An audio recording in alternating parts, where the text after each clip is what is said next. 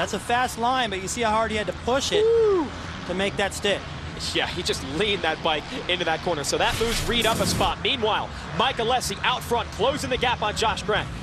Grant, a little mistake there at the end of that section of jump. So where Grant expected to be the rider closing on Alessi as the race is concluded, Alessi has actually turned it around, and he's putting some pressure on as Reed is putting pressure on Tedesco now for third. Reed is starting to feel it now.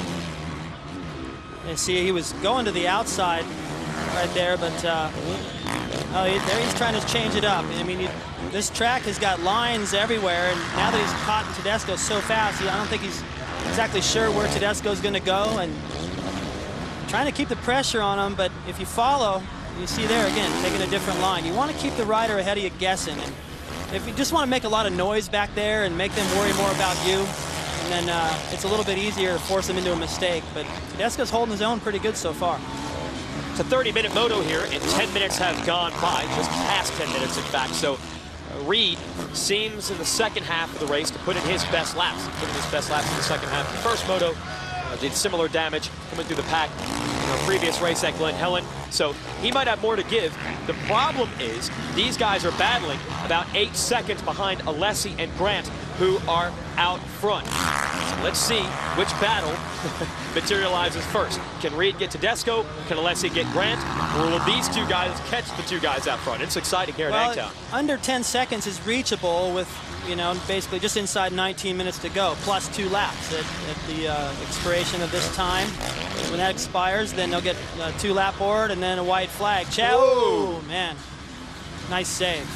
He's aggressive, and Tedesco felt that. So the next time, if Chad hasn't gotten him, by the time they get back to that section, Tedesco will be guessing on, well, let's see, where do I go through here? Because Chad's obviously fast in this section. Now, Chad Reed did not race this tour for the last 2 years. Oh, wait a minute. A little bit of smoke or steam coming off of the lower left side of the engine of Chad Reed. Now, Reed admits that that type of technique outdoors where you just pin it whatever line you're in and try to hold on is something that he's got to try to learn again after a few years off. Supercross is very precise. Here is your battle for the lead.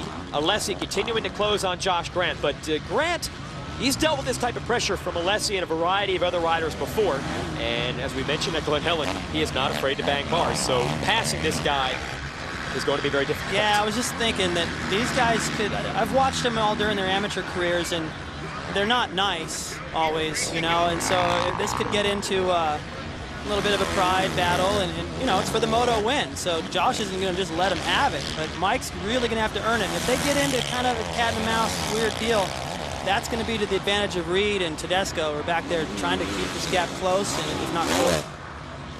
We talked to some of these riders before this season began, and we were doing some interviews with Josh Grant, said, don't hold back your true feelings, and he said, I never do.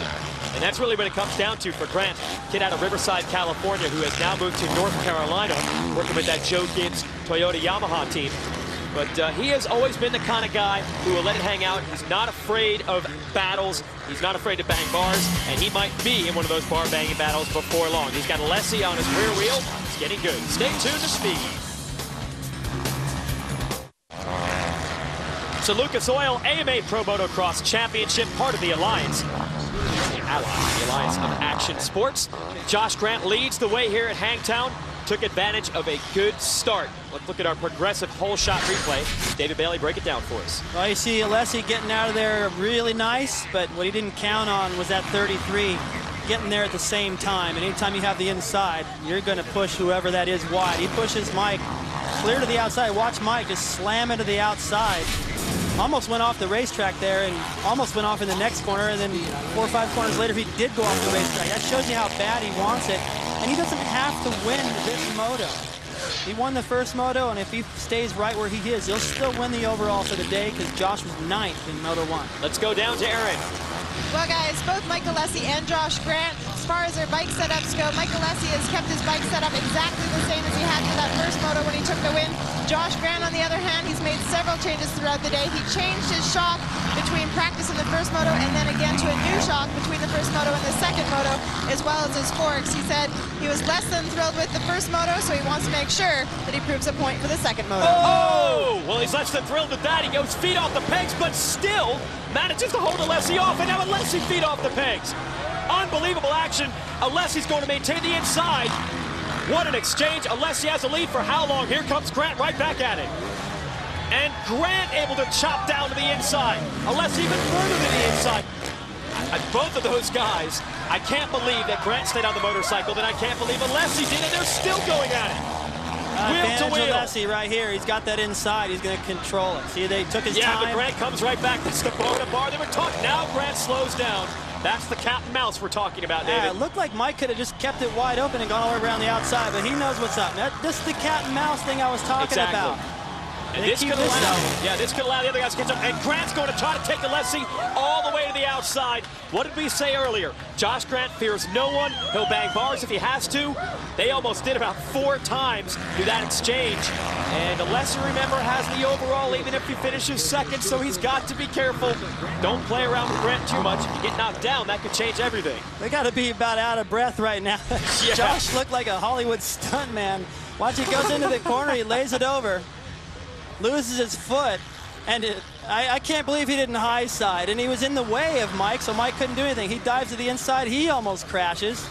That is a Geico top 10 nominee. That's why we give you the replay there, and somehow through all that, it's exactly where it was before, with Grant just a few bike lengths in front of Alessi. What does the heart rate go to? About 300 when you're off the side of the motorcycle? As high as it'll go. They're close to max right now. So Alessi is trying to reestablish himself in second, and look at that. Chad Reed has definitely closed the gap because Grant was going so slow trying to block Alessi from getting by. Hearing all that crowd noise was music to Chad's ears because he knows something's going on up front. He knows those kids. They're young. They each want to win, and chances are they're messing each other up just a little bit.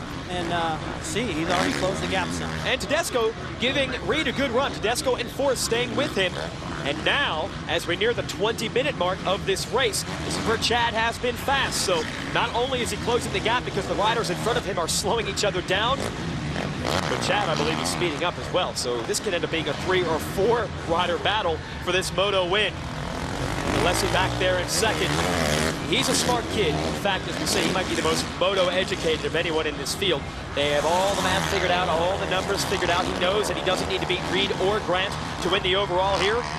Reed just might be able to beat. He's definitely closing that gap, and now he can see Alessi in front of him. Well, when those guys do that exchange, fall off the bike and hang on to it, and whatever it takes a lot out of you. And they took a lap right there, I guarantee you, and they both just went, okay, wow. Let me gather myself here a little bit, and that's of course advantage Chad Reed. And you know, if they're not able to pull back out of that and get back up to the pace they were running before that exchange, Chad's going to close even more. Okay, back to our leader. This is Josh Grant, and you can definitely see that Alessi is taking an opportunity to catch his breath there. And I'm not sure if he's going to go after Grant the same way. Remember, a 1-2 would give him the overall. So it'll be very interesting, the strategy that Mike Alessi chooses to play here. Looks to me like in that one section alone, Alessi actually closed the gap on Grant. Yeah, so I think Josh he wants to go back at it. Got into that rut down there and got just a little bit swirly. The back end kind of danced around. And, you know, hats off to Joe Gibbs Racing. I mean, they've been involved in motocross for just a few short years. And, I mean, when they just want to change shocks and change forks and make changes and stuff, I mean, they have the wherewithal to build those parts and bring a little something new to motocross. I mean, they're not relying on the factory for everything. Yamaha supplies a lot of stuff, but they're not happy with it and think they can make it better. Have you been to the Joe Gibbs shop? Can you imagine what they can make over there? Yeah. So Josh has the ability to tell them, hey, this is what I would really like, and they can build it. Well, they want to build a race and championship winning team, and Josh Grant might just be the rider to take them there. They're going to start by trying to win this second Moto. He's got a pair of Suzukis that are going to try to take it away from him. Can Josh Grant hang on? There's the mechanic, Alex Ewing. He sure hopes so. We'll be back with more right after this. Back to the action here at Hangtown. Josh Grant has a big lead. Why? Well, this is going to be interesting. We'll show you the replay in just a moment, but there's a section of the racetrack where a rider was down. Take us through it, Dave. Yeah, you see these flagmen on each side. You see the one on the right has a red cross through it. That means use your head, not jump a double. So rider was down. You see Josh doubling down that. Mike puts on the brakes and rolls down it just to be on the safe side. It's not a blind section, but yeah, I suppose AMA Pro Racing could rule that however they like and penalize Josh in some way. I don't want to get him in trouble because I think he felt he wasn't doing anybody any harm, but and sometimes you're committed already.